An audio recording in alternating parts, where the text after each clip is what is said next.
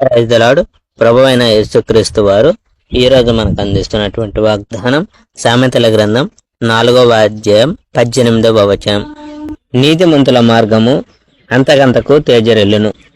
జ్ఞానాన్ని గురించి నేను నీకు నేర్పిస్తున్నాను. నేను నిన్ను మంచి మార్గంలో నడిపిస్తున్నాను. ఈ మార్గాన్ని అనుసరించు. అప్పుడు నీ పాదం ఉచ్చులో చిక్కుకోదు. నీవు తూలిపోకుండా పారిపోవచ్చు. నీవు చేయాలని ప్రయత్నించే వాటిలో నీవు క్షేమంగా ఉంటావు.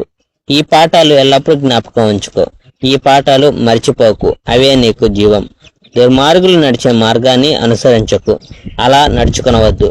వారిలా ఉండేందుకు ప్రయత్నించవద్దు. దుర్మార్గానికి దూరంగా ఉండు. దానికి దగ్గరగా వెళ్ళవద్దు.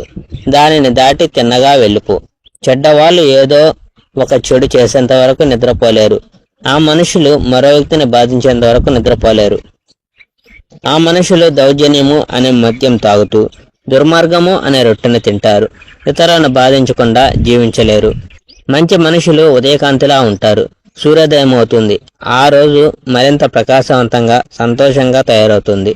చెడు మనుషులు చీకటి రాత్రి వలె ఉంటారు.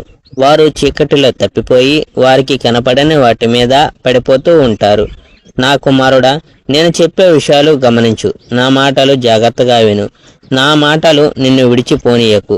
నేను చెప్పే సంగతులు జ్ఞాపకం ఉంచుకో. నా ఉపదేశం వినేవారికి అది జీవం కలిగిస్తుంది.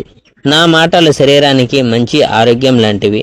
నీవు తలంచే విషయాలలో నీవు జాగ్రత్తగా ఉండటమే నీకు అతి ముఖ్యమైన విషయం.